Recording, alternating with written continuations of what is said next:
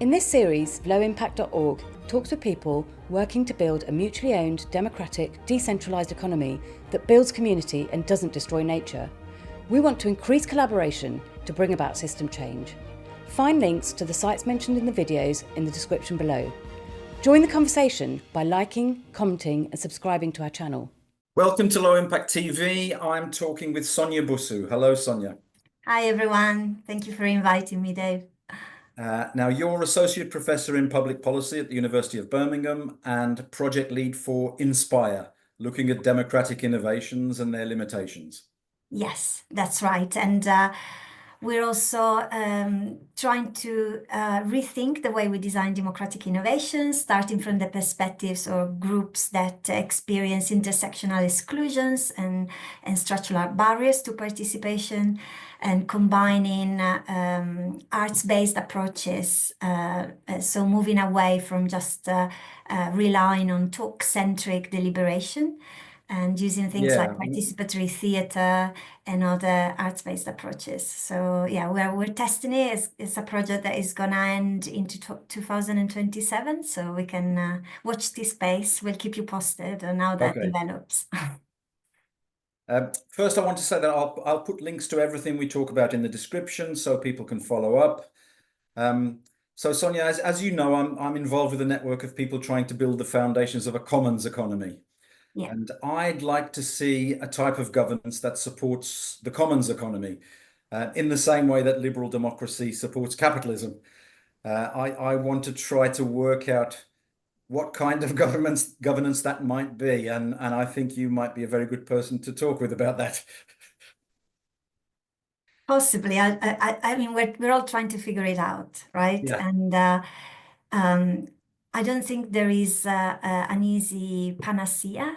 I think it requires a lot of collective wisdom and hard work from the bottom up. The problem with liberal democracy is that it's premised on political and civic equality, but within a political economy, as you say, based on capitalism that obviously entrenches socioeconomic inequality. So it becomes a paradox, right? Because how can you really exert your political rights in a context where you might not have access to basic socioeconomic rights and obviously economically unequal societies tend to be more divided, and it's difficult. And also the other paradox is that we tend to understand democracy as institutional arrangements, but I see it more as everyday practice, right? It should be embedded in our day-to-day life. And that changes the perspective, because then it's not just about replacing one system of government with another, but trying to democratize spaces that are currently not democratic, like the workplace or the school or even the family, right? I wanted to come on to that. That links much better to the sort of principles of the commons and cooperatives, and I think democratizing the economy is crucial to sort of having a genuine, meaningful democracy in society, right? And I see so much corporate money in the political system, and so many corporate lobbyists and politicians with shares in the corporations and sitting on the boards of corporations, and even corporate directors are invited into government. And the US Secretary of Defense is an arms dealer, and that's the Democrats. I think that yes, as you say, that's the paradox. But then I don't think we can look at the political crisis in isolation. The political crisis, the economic crisis, the social crisis, the environmental crisis, they're all closely interrelated, right? And it's not enough to tweak an electoral system or replace elections with certifications. We really need to think about how we can move towards different modes of production, consumptions, and governing wider society in a more democratic way, not just through elections every 4 or 5 years, and a few checks and balances that might work more or less depending on different contexts. But yeah, I mean, I tend to say that, you know, power is largely economic in the model world, and so you can't really change the, you know, the governance system without also looking at the economy, because that's where power really is. But it's also about it's also about culture and ideas, and I think neoliberalism has entrenched itself also in the cultural imaginary of our society. People struggle to even think about alternatives, right? There is a total lack of imagination.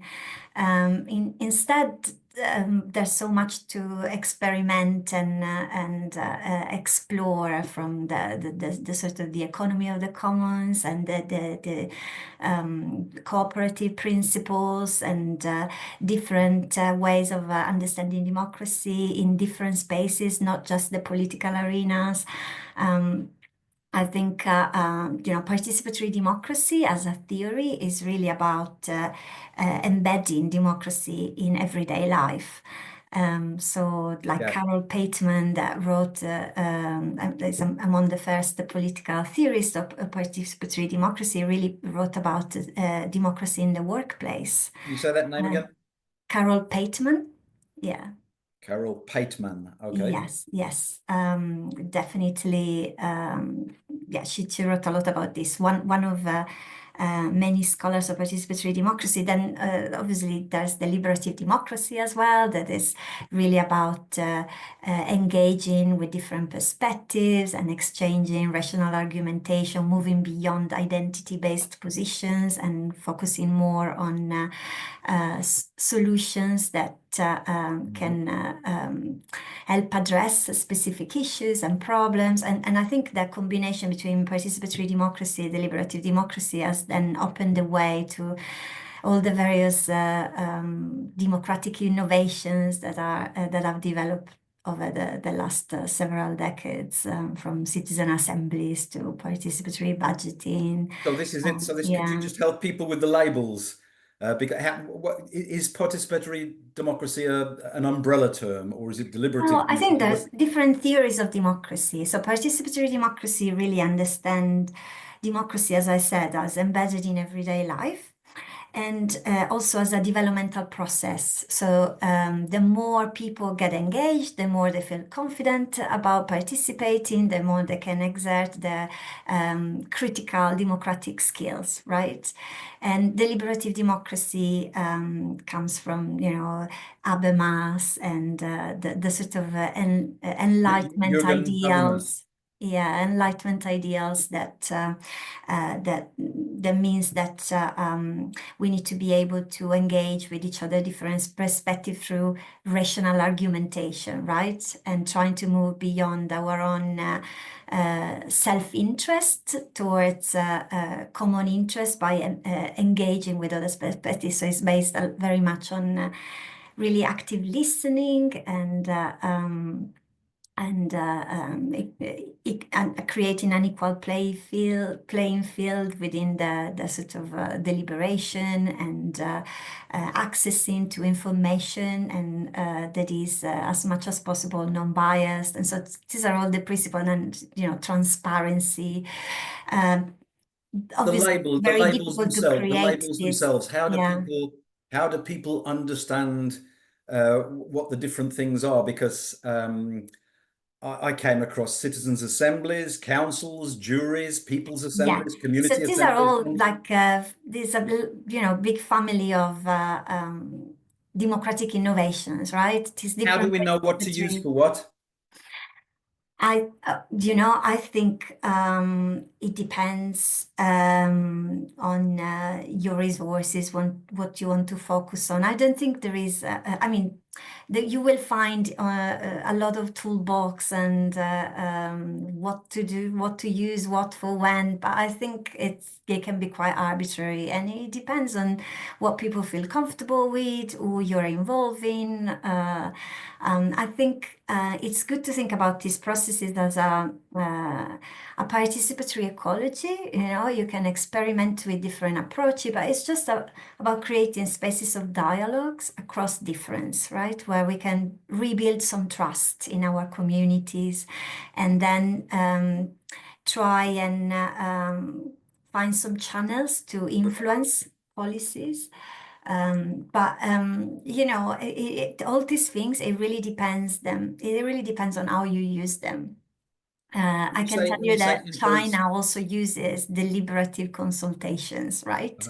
Which seems paradoxical, but very often these processes are used as instruments of governance to address specific policy problems rather than to deepen democracy, right? It depends on who opens the process with what agenda and what you need them for, right? So I don't think they're necessarily good or necessarily bad. It depends on where they sit in the sort of wider democratic ecology and what kind of change they're actually able to support or not. And so there are a lot of critiques of how some of these processes are used, because they can be co-opted easily. They can be used to legitimize decisions already taken, right? But then they can also often... I mean, sorry, go ahead. I like participatory democracy because it doesn't involve professional politicians who are just thinking about the next election, not the long term. Plus, I can't see how it could involve corporate money or lobbyists, although I'm sure they'd try and find a way. But even if there's a huge network of a huge ecology, as you say, of local, national, and global citizens' assemblies and different institutions, it doesn't actually get rid of the professional politicians. So what happens if a state doesn't like the decisions arrived at and just says no, thank you? What can we do then? That's why they're not like having a citizen assembly on its own, or any participatory process on its own ad hoc, you know, or doesn't really, is not enough. Then you have to link it to other things that could be campaigning, or sort of grounding it in existing civil society work or grassroots work, or the work that you're doing in the commons, right? And then becomes part of something else that you use to achieve a sort of you know, as part of a process towards social change and social justice, but not per se. It can be useful or less, or also tokenistic, right? And a lot of these processes are tokenistic, really, because they sort of they don't really challenge power or the status quo because of how they're organized, right? There are exceptions, there are always exceptions, but you know, it's interesting how often these processes emerge as very radical reaction to reclaim democracy, like things like participatory budgeting in Porto Alegre that emerged from this alliance between the workers' parties and social movements. But then it sort of became incredibly popular, so it was embraced by international organizations like the World Bank, that has promoted participatory budgeting all around the world, and as it spread, it de-radicalized, right? And so it started to be more and more incorporated within the sort of neoliberal language of good governance and open government, and it sort of stopped really challenging the status quo, but more sort of legitimizing, and perhaps opening space for more transparency and accountability, which is great, but not really changing the sort of unequal political economy, for instance, right? Or really changing the sort of balance of power between different groups in societies. So And that's why you can't just rely on one method, whether it's citizen assembly or participatory budgeting or ad hoc processes. You need to think about processes of change, right? That use different channels. So let's say you want to democratize the local economy. You can, start creating alliances with the local state as well. Like there are examples where, we talked before about community wealth building that can be a sort of a way into democratizing and strengthening the local economy by linking public procurement of anchor institutions like the council, the local university, or the hospital to the local economy. Maybe supporting cooperatives to apply for tenders or social enterprises. There are pros and cons. There's a lot of work that we need to do to figure out how to sort of strengthen the regulatory framework and making sure that the existing legal framework supports this initiative rather than creating more barriers.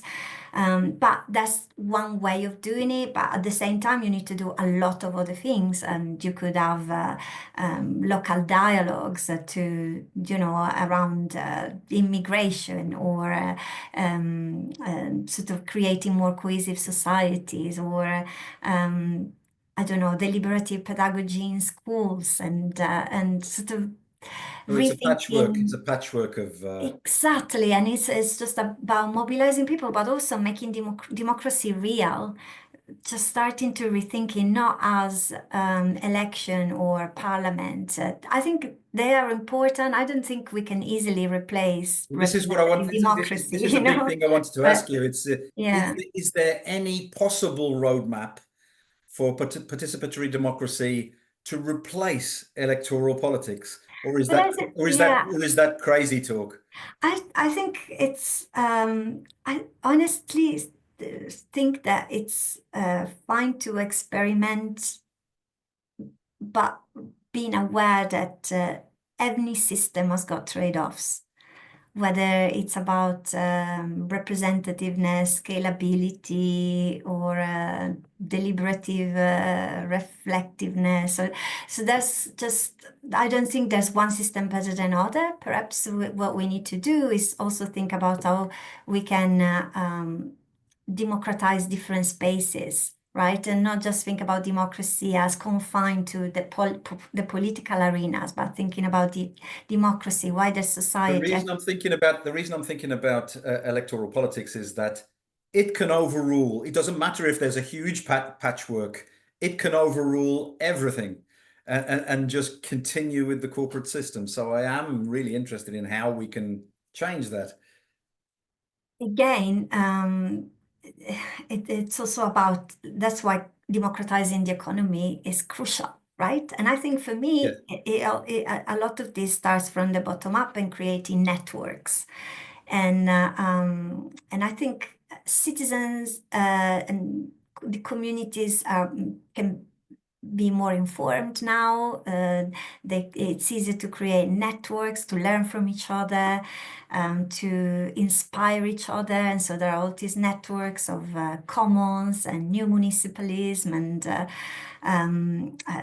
around sustainability or youth mental health or various communities of interest, not just geographical. And so I think it's important to find ways of supporting these networks and spreading ideas and inspiring each other. And at the end of the day, I think if you have a citizenry that has got stronger critical thinking and democratic skills, it will affect also the way our representatives work and relate to us. I think it's all at the end of the day, what's happening is that we are as a global community, we're more and more alienated, more and more distant. A lot of the public sphere, right, of the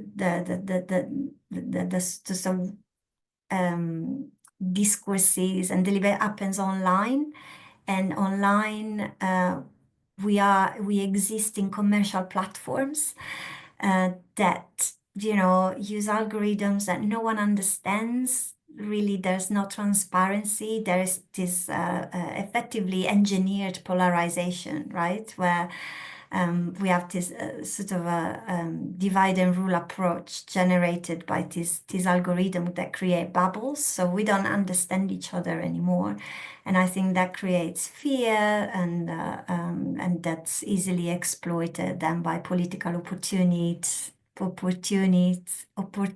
and populist rhetoric, right? So I think that's a problem, and so I think rebuilding communities, and I think the local state doesn't have to be seen as an enemy. I think we need to think about how we can create alliances. At the end of the day, the councillors are also residents and part of the communities. And I think it's important to reclaim the political role of local government, which is more and more becoming a sort of deliverer of services, right? In a context of ongoing cuts. Instead, I think we need to think about councillors also as facilitators of these dialogues and creating alliances between, you know, the local state and the community, and across regions as well. And then it becomes a sort of a stronger alliance, like the periphery versus the center, that can put pressure also on central government.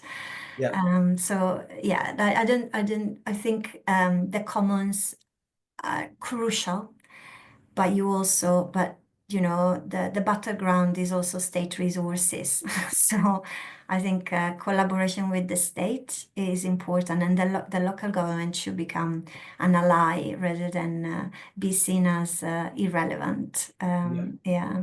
Local government for sure, yes.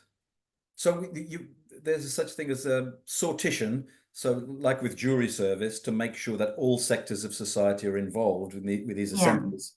Won't the educated middle classes have an advantage when it comes to speaking in public, and won't they be more confident? And what about introverts or autistic people? Won't they be disadvantaged? So I think there is a lot of work on how to make these spaces more inclusive. Sortition can be good, but again, it's not a panacea. I wouldn't replace elections with sortition like some advocates of citizen assembly argue. I think that could lead easily to a deliberative dystopia, if you ask me. But why is that?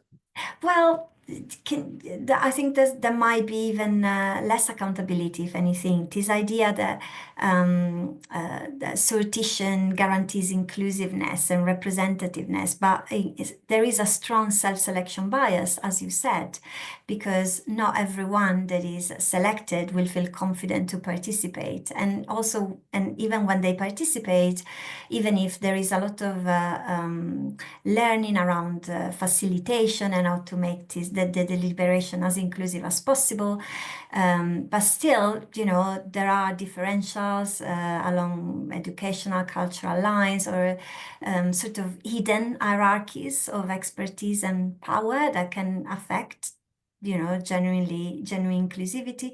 And that's why you can't just rely on just one method and one way of involving people, and there are a lot of different ways that you can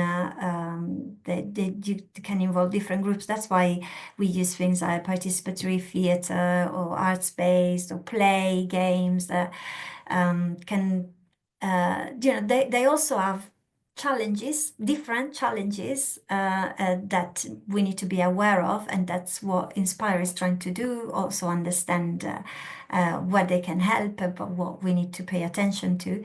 But yes, that like rethinking the way, sort of experimenting more, and not confine ourselves to just one way of doing participation is important. And so for me, even co-designing with the participants new ways of doing participation is important, because if you start from their perspective, the resources they have and also the barriers they encounter when they try to participate, then we can actually figure out different way, complete that we're not at the moment even aware of, to I think include. you're Yeah. involved with digital platforms for deliberation. Is it Decibel? Yes. And so that they could be much more useful for people who are not so confident in a face-to-face meeting. But they also exclude other people that might Yes. have problems with access, or, Yes. there's also issues with digital skills and confidence using digital. So there's always, the problem is that every way of involving people has got pros and cons, right? And there's always people that benefit more from one way of doing participation than another. And that's why you need to think more in terms of ecologies. And also, for me, it's really starting from the perspective of the groups that are marginalized structurally, that tend to encounter all sorts of intersectional exclusions, and they struggle to participate in representative institutions because of lack of trust, or even in participatory spaces very often. And so starting from that perspective to understand what barriers they encounter, how we can address those barriers, and then create new spaces of participation entirely. And now digital is interesting because there is a lot of experimentation on new platforms that are also a response to social media and commercial platforms, because citizens own their data and they can be more active in shaping the space online as well. So participatory platforms like Decidim or Console, which are free open source. So, developers continue to develop them and people can use them for free, although there again, you need digital skills to install and maintain the platform. So, and that's why, I don't think digital is a replacement, and often it's more useful as an amplifier, right? I think people also need to meet in person to build trust, to create a collective action and to feel comfortable, but then you can amplify also with digital, and really think in terms of different democratic innovations, and also continue to develop new democratic innovation. It's called innovation for a reason. Instead, we get fixated with one method and then we want to implement it everywhere, and it becomes another blueprint, and it feels that democratic innovation is also very contextual, right, and situated, and it depends on who you're involving, where they are, and what they want to do. So we can inspire each other, but I think we should also be free to experiment a bit more. And I think build an ecology, a patchwork of Can you talk about the differences and the pros and cons of assemblies organized by the state and those organized from the bottom up in communities? Well, I wouldn't want to fall into the trap of romanticizing the bottom up, right? Often it's fetishized even, but like social movements can also be exclusive, right? And communities can be exclusive, and it depends on what kind of democratic governance you have as a community, right, as well. So, but I think we need both, right? Often you can have really inclusive, interesting processes led by social movements or the community or the commons. But then it's difficult to, maybe they might not have the resources or the influence to make the change. If on the other hand, it's the process is opened by the state, you might be in a situation where it's not very it's not as open as you'd like, because the agenda is already framed, and then there is always a risk that the politicians or the public agencies opening the space cherry pick the recommendation that fit their existing agenda, rather than really being open to other proposals that might challenge the status quo. So but then at the same time, if it's a process opened by the state, it might be more easily linked to existing policy actions. So there might be, but again, I think you look at the records, and I think policy impact is a problem, whether it's opened by the state or by the community. And I think more and more we need to think about hybrid approaches. So alliances, between the commons and the local state, or you could have a process opened by the state that is actually open, because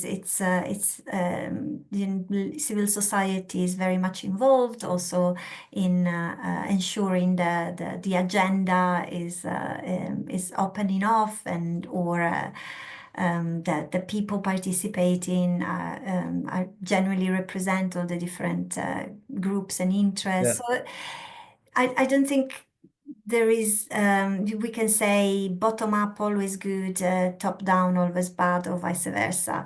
And it really, I think thinking more in terms of hybrid approaches as well, where you open a process, but it's grounded on existing grassroots work, or you have a citizen assembly, but it's grounded in community dialogues, right? That are perhaps led by local organizations, but then they can sort of shape the agenda of a citizen assembly that is also sponsored by the government or a particular public agency, but it's open and transparent enough, right? And there is a clear link to a policy agenda, so you can sort of try and you have more space to actually influence change. I guess I'm thinking that the Yeah.